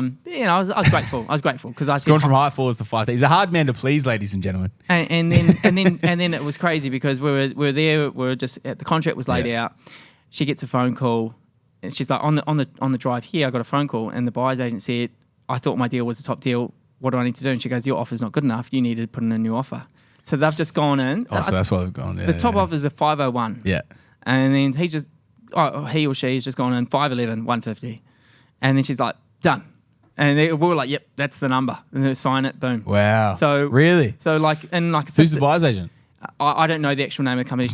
They didn't tell me that, which was irrelevant. But I just thought the irony. It's not irrelevant because it means they're fucking shit. Well, yeah, they paid top of market. Yeah. They gave you an extra 10 grand. Yeah, well, exactly. Like they didn't. They were just buying because it's so hard to buy something. Yeah. So again, not doing their job properly. Yeah, exactly, man. And I think at the moment that's renting for like $580 a week. Okay. So it's probably not covering costs. Still negatively geared. Yeah. I believe Eastern States investor as well. And I've driven past that house, and the house is sort of deteriorated. Already? like in terms of like the gardens and everything, you know, which does happen. Yeah, of course. So we've sold that one. We've moved on. There's a final transaction in the piece. Yeah, so buzziest thing, this one's shout out to JC. So it's December 2023. Yeah. We've now bought in Perth. Yeah. And this was shout out to JC, Jason Titus. So I think I rang him. JC's getting a lot of love, mate. Yeah, no, he deserves it. It's changing our lives. So this is a 4x2, and I messaged JC maybe 2 weeks earlier, and I just said, mate, if anything comes across your desk that needs a bit of love, just consider us. There was a specific spot as well, which I can't kind of say too much, but there was a specific spot as well that I said to him, and I said to Morgs, because she has the ability for something similar in a different council, if that makes sense, that I wanted specifically for you if we could get it. And especially if we could get something like the 4x2 with the renovator. I think you know where I'm going with this thing here, but I'm not going to go too deep into it. But I remember saying, Naaman's got this pre-app coming through, and we've got, I want to get him one of those before it's gone, before the market's gone, you know what I mean? I want to get him one of those things. So it was pretty cool when we got that thing together for you. And sorry, man, I'll lead you to the story of it, yeah. Yeah, no, so that's an absolute banger. So there was... we managed to negotiate and get it for $516K. Yep. Because there's a bit of structural that we ended up just taking off the purchase price. So that rents for $500 a week. Yep. Current val. So that settled in March. Yep. Because that was a probate, deceased estate. So it took a little longer, but that was all right because we still had the money set aside. Got a val the other day from my agent. She was saying from 660. Holy shit. Jesus. Post-reno, current Nick? Current. Jesus. Yeah, so I haven't even... Wow. I haven't even thrown anything at it. We should not be putting that on a potty because people are going to expect those results. but we waited a long time for that to settle. Yeah. Of course. So you put that under contract in December. Yeah. Settled in March. Yeah. Makes sense. Yep. Okay, cool. So because the market went through a jump as well in Feb, because what happened was there's no stock was off market, yeah. So there was no stock in December, no stock in January, and normally they're the months where like nothing really comes to market, but there's enough on the market, things kind of clear out a bit before Christmas, right? But then nothing's there in those 2 months, but nothing was already on the market. So then there's nothing, and there's all these desperate people like old mate that's paid an extra $10,000 for your joint when you sold it last year. They get desperate when something finally gets thrown on, then it gets absolutely hammered and the market goes through another jump. So it's why I always talk about markets don't go through a 7 to 10 year doubling cycle. It's a load of shit. They double in 3 to 4 years when markets continually go through jumps. Hence what we've just seen here in a big way on your one as well. So mate, that's massive. That's huge. What's market rent on that as well? Because that's well under, man. Yeah. So because I got properties in this region 4x2s that rent for a lot more than that. Yeah. So it should be around like 650 plus. Yeah, okay. So again, it's just what you bought that as a deceased estate? They weren't living in it. No, it was a rental. The same family's been in there for about 12 years. Okay. So and again, it's that whole. They were really worried that they were going to become homeless because it is real over there. 100%. With all, like I said, 220 people coming a day. Yeah, they're not bringing houses with them. No, they're bringing cashed out pockets. Yeah. It was really nice to put their mind at ease. Yep. And just say, we're not moving into this. Yeah. And that's 2 streets from the beach as well. So, yeah. I mean, it's insane, man. Yeah, 100%. That was what I was looking for, yeah. Yeah. For you. Because I knew when you lived over there, I thought it was something that maybe down the track, that was what I really want to get in the portfolio for as well, especially at a nice deal, like a really, really good discounted price. I thought like if we can get something like that for you, that's perfect for you love a bit of a down the track move into a property, so hence hence the search, hence the hunt. There is a theme with that, but yeah, I guess the main thing is it's just being open to life, man. Like extremely blessed that APS have helped us on this journey. I mean, in total we've bought 8 props with APS. Yeah. We've sold 1. Yeah. So no, it's and like I said, it's been a crazy journey, man. Yeah, well, it's been a crazy journey. Less than 1% of property investors have 6 or more properties. Yeah. So we're talking about maybe 20,000 people out of a total population of 27 million. Yeah, man. So what are the 27 million other people doing? That they're playing a different game. The 20,000 people. Yeah. So they're listening to the wrong people, man. They're taking the wrong advice. They're not taking enough action as well. These are all the big things. Such a culminating factor of all these different things. Misbeliefs out there too. So, Matt, I think it's the thing. Your story, in my opinion, is one, and we'll jump into the numbers as a final round out in a second, man, but it's just like testament to someone that's just been willing to have a go, but also trust in the process. You know what I mean? Like you engaged us and you trusted us and we delivered, and you have never questioned us, man. You know what I mean? And like, so when people look at like bangers that come through and we call you and say you have to sign a contract, and like you laugh because you sign it in lightning speed, it's because you know that when we send you something, it's not going to be, it's a great deal, right? And man, I think this is the biggest thing where people make the mistake on, they engage with us and then, and this doesn't happen very often, but someone might engage with us and then not trust what we're kind of saying. It's like, mate, you engaged, you're paying this amount of money to trust us for the process that we're fucking, recognized for and known for so well in the industry. And then when people challenge stuff, it just doesn't make sense in my mind. You know what I mean? And I think like when I look at your journey and how much you've just backed us, like it's the proof is in the pudding from the deals, the deal quality, the growth that you've seen, the rental growth you've seen, and everything as well. Man, it's a testament to what you've gone out there and done out there for yourself as well. So, man, it's super inspiring stuff. If we do a recap on have you got the numbers for what you spent all in, like purchase price all in for the remaining deals? Yeah, so, well, in terms of how everything currently sits, so current value on the port is 3.6 million. Value, yep. Yep, which is crazy. Yeah. The equity is 1.7 and 42,000. So 1742. Just to be exact. Yeah. So 1.7. Okay. So okay. So your debt's, what's that, just under 1.9? So it'd be like, what, if it's 3.6 port, 1.7. Yep. So 1.9. So yeah, just over 50% LVR. Yeah. Beautiful. Love that. Yes. Very healthy. Yeah. Very healthy. As you can see, it's from May 2022. Yeah. If you count the first deal, it's June 2021. It's wild, man. That's wild. But I guess the blessing is that I guess you'll never rise above what you believe you deserve. Yeah. So again, we've been able to build a portfolio, but we believe that we are worthy of this. That's why we're able to retain it and hold it and things like that. Yeah. But what you'll find in life is that people either aim too low in life and they're not worthy of what they want. So that's why you see people lose all this weight and then put it back on, or win the lotto, win all these sports contracts, and then blow and lose it all. Of course. So you've got to become worthy. So I guess the biggest thing that I can apply is you've got to get the right people around you. You've got to develop the right mindset, and you've got to have, emotional intelligence, because you've got to ride the waves. Of course. So yeah. Man, as a net cash flow on the portfolio as well, loved everything you said just then, mate. As a net cash flow on the portfolio as well, you were telling me before this when we're kind of running through, you're sitting at around about 15 to 20 grand a year negative, yeah? And that includes the primary residence that you're currently living in. That's in the numbers as well, yeah? So I've taken that out. Oh, you took that out? Yeah. But okay. But if we were to go rent vesting, that brings it down dramatically. Yeah, okay. Or if we execute a granny flat, obviously then... Which we've been holding off for a little bit because acquisition was so important, but we probably could go through and start knocking a few grannies over right now as well to obviously boost some cash flows. But I think like... What I didn't realize when you were telling me earlier on the numbers, I'm like, that surprised me, man. Like I was trying to work it out earlier. I'm like, I don't know what I'm missing here with the number. Like I was just doing it, off in the side of my head as we were kind of talking. But I didn't realize that I forgot that so many of the ones you bought at 80% were P&I. So like if you're doing 80% principal and interest loans, there's no wonder why it's running negative, because obviously there's so much of a principal component that's being paid in there. There would be more principal than 15 to 20 grand a year in that portfolio. So that would probably be more likely on a debt of 2 mil. You're probably actually sitting at about 40 grand a year in principal that you would be paying back. I don't know, it could be more. So I think that's really cool. But the other side of things is that helped you keep servicing strong. And guys, just for a little note here, because some people think that having interest-only loans is actually better for your serviceability, but it's not. The reason why it's not is most people will take out a 30-year loan term, right?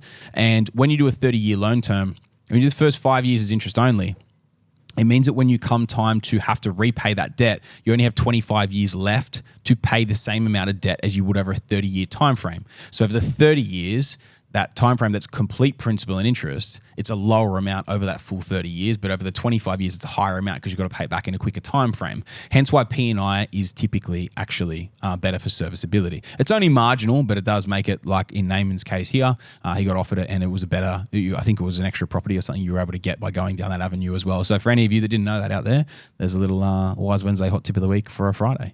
So So, mate, I love that because when we kind of realised that and kind of, I've realised this and factored it in, I'm like, okay, sweet. So the portfolio would be positive if it was interest only. But it's cool because you're also debt reducing some of it as you go through. You're keeping serviceability reasonably strong from that side as well. So, and you've got levers in here that you can pull on the portfolio to kind of inject cash flow as we need as well, and repurpose debt, repurpose capital in different entities and whatnot moving forward. So I love this, man. This is super strong. It's an unbelievable portfolio. You've done ridiculously well in a very, very short time frame. And the actual blessing here as well is that there's 5 houses here we haven't tapped into equity. That's wild. And the first 2 we've tapped into it, but really low still. So they've still got equity in them as well. So that's the thing that we've got working for us. And then let's just say when rates, when they do come down, then that plays in our favour as well. Yep. And rents are going to go up. Rents are still rising, man, 100%. If 220 people coming on the plane every day, it's only natural, supply demand that things will go up.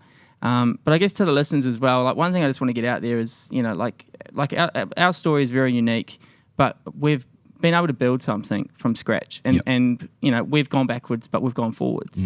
And I guess it's one thing I just want to say is that you're not a product of your decisions. Your circumstances, you're a product of your decisions. So, again, if you're not happy where you are today, like do something today that's going to change tomorrow.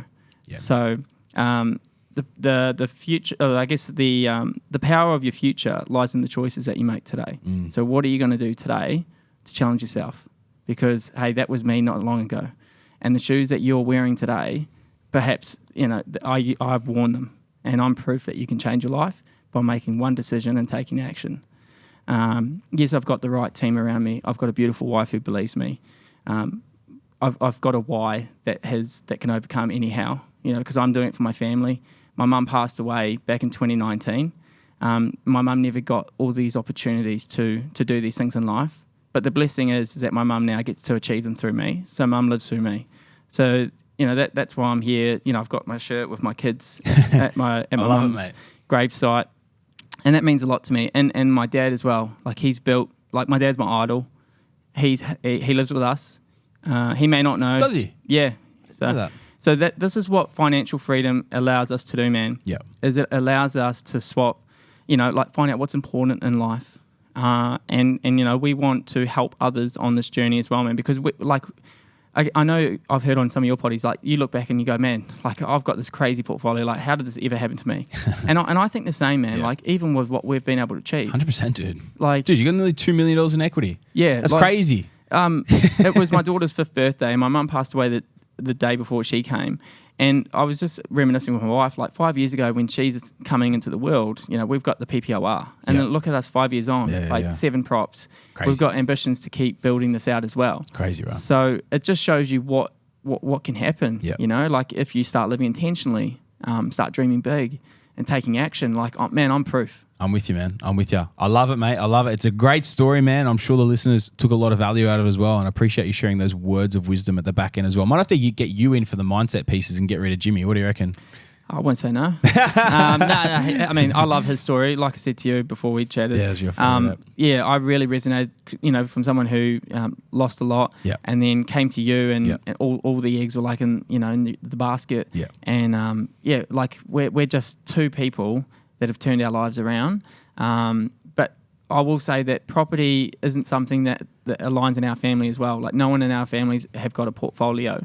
So we're basically trying to do something that hasn't been done before. And then it just challenges future generations to think bigger, think differently, to challenge them to maybe, because it's never been done before, doesn't mean it's not possible. Yeah.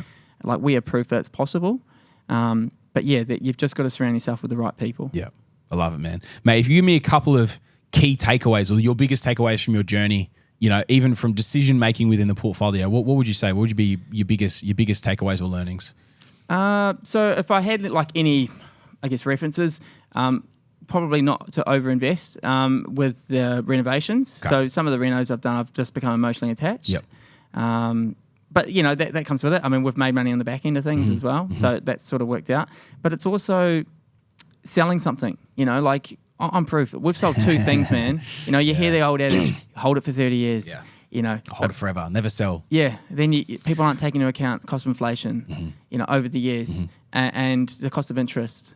and all these things. Yeah. What about the opportunity cost? Exactly, man. How about weighing that into the equation? And then the velocity of money. Yeah. So rinse and repeat. Yeah. So again, if you can digest... Speaking my language, bro. I'm getting goosebumps. If you can digest those, then you understand. So when Yep. we sold Canungra, Yep.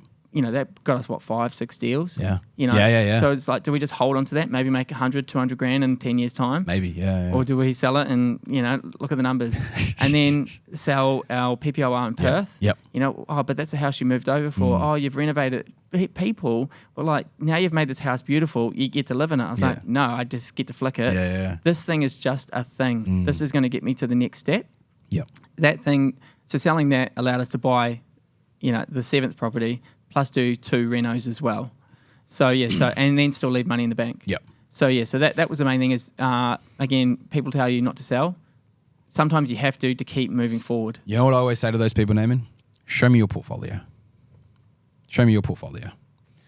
I always say to those people that say never sell, because they're either making a shitload of money and serviceability is an issue for them, or they've never achieved anything in property.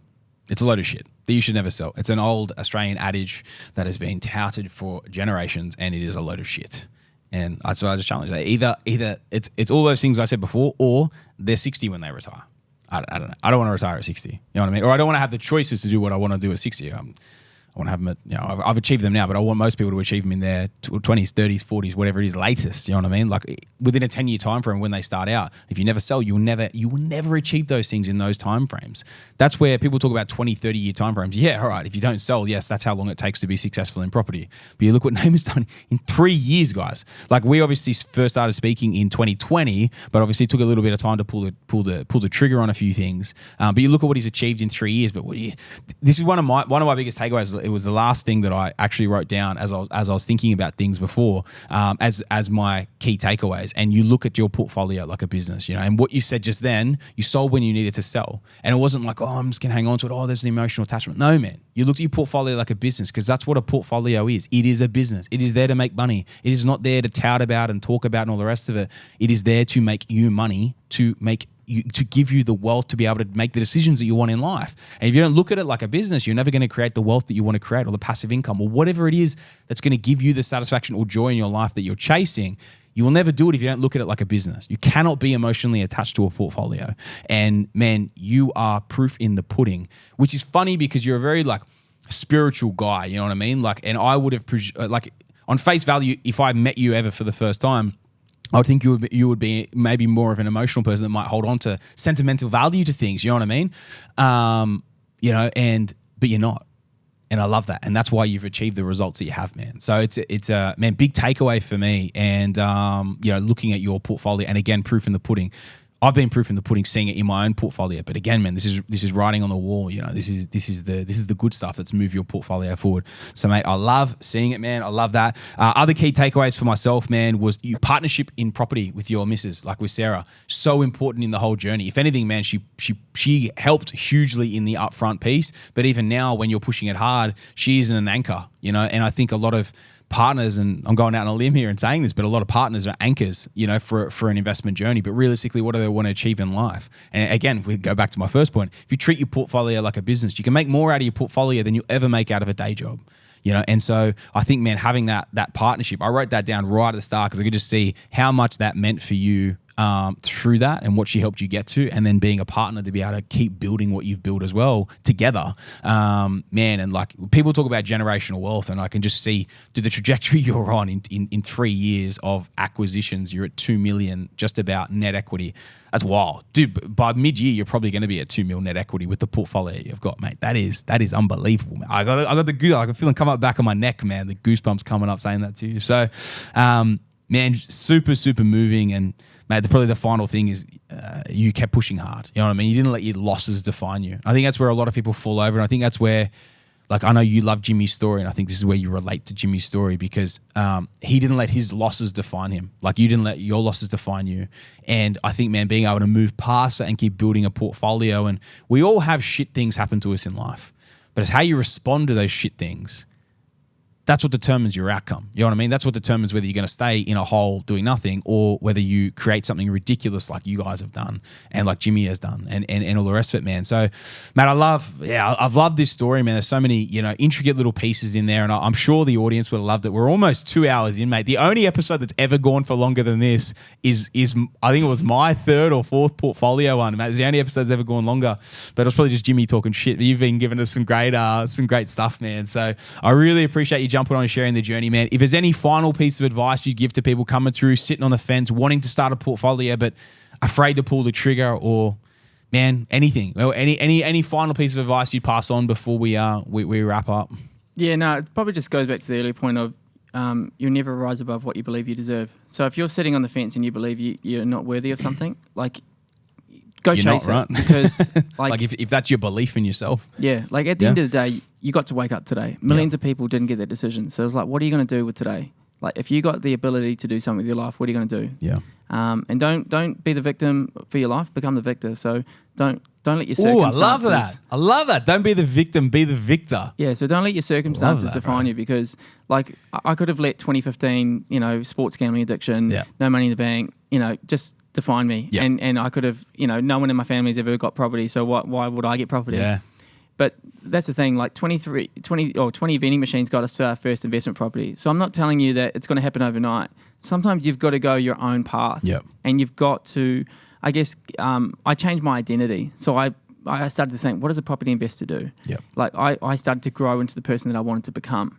And I'm more than just a property person. I'm super passionate about property because I've seen how much it's helped us accelerate our lives. Yeah. So again, it's you can listen to all the potties, you can listen to the story, and be pumped, but you've got to start taking action. 100%. So I guess it's just challenging you today. Yep. What are you going to do today? Yep. That challenges you to do something. Yeah, man. That leads you on a path that doesn't ride out the wave that you're currently on. Yep. Like, what are you prepared to do today? What are you prepared to sacrifice? I love it, mate. I love it. Mate, it has been an awesome story. And before we ever wrap up, mate, this year we've brought in the rapid fire. I know you're a fan of the rapid fire. Are you ready? Are you happy and willing and able, or am I going to have to tie you down and make you do this thing? It's all right. Bring it on. Bring it on? Yeah, bring ready it on. to go? Yep. All right, producer, give us some music. Let's go. All right, mate, what is the biggest goal that you're chasing? To get better every day. To what? To get better every day. To get better every day. Yeah, Sorry, mate, the Kiwi accent caught me there. because then I get to serve the world in a better way. Love it, mate. Dream primary residence. What, where, and how much? I'm thinking acreage. I love it. Love a bit of land. I've already dreamed the 50-metre lap pool. I've got Sarah dreaming big, taking action. So probably 2 milli. 2 million. All right, no worries, mate. Dream holiday. Oh, it's got to be a White Chrissy in New York. Funny Oi! backstory. I looked up first class tickets to see what it costs because I've already started to visualize. It's happening. How much is it? It's about 110K to take the family. Jesus. Yeah. All right, But mate. hey, I'm putting it out there to It's the world. coming. 100%. It'll come. It'll come.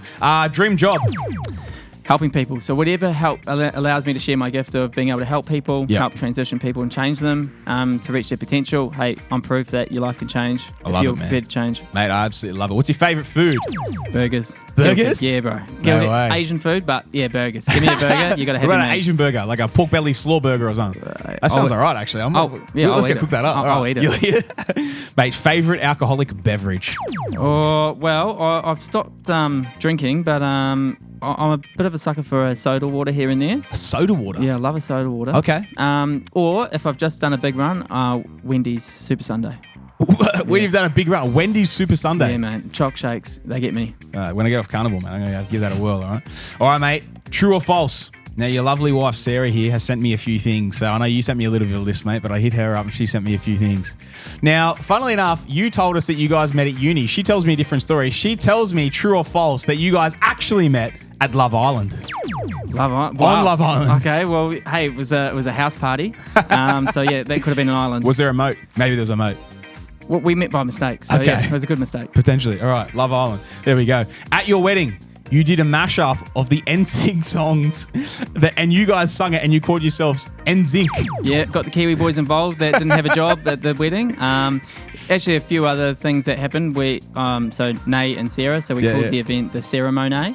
Oh, there we go. And the reception was called the After Wards because my surname's Ward. Yeah, there you go. There you go. All right, mate. You're good with those ones. Final one, buddy. Final one. True or false? You broke an All Blacks long jump record at high school. It's true. Not that he became a long jumper, but yes. But he did play for the All Blacks. He did. And you still beat him. Carlos Spencer. No way. Up. Yep. He's from Levin.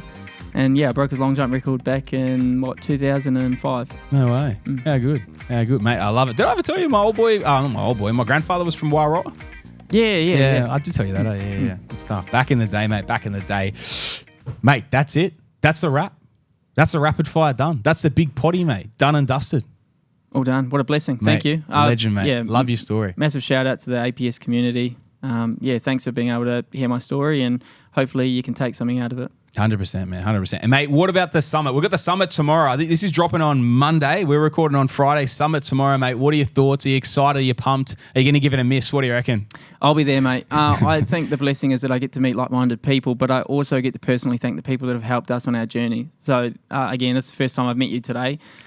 So it's just, it goes a long way, man. Like, I know we connect over text and phone and video calling and stuff, but when you get to, meet someone in the flesh and just say thank you, it goes a long way. So 100%. Pumped to see the brokers and accountant. So, and just be surrounded by people that want to change your life. You know what's funny too? You always talk to me about you go to events like sales events and stuff like for work, and then you always talk to people about property. People who don't want to talk about property, you don't want to talk to them. Mate, now you just get to talk to everyone about property. They're all going to be there. They're all going to be wanting to talk about it. Yeah, I suppose everyone's talking about, the good and the bad, but every winner was once a beginner. So I'm sure there's people in that room that want to take action. You and your quotes. I reckon we've got about 30 quotes that we're going to pull out of this thing. We're going to make an enormous photo slide. I don't know, whatever the Instagram term for is. I don't know how many photos we can stick in this with your quote of the day from it, and we're going to get people to vote on it.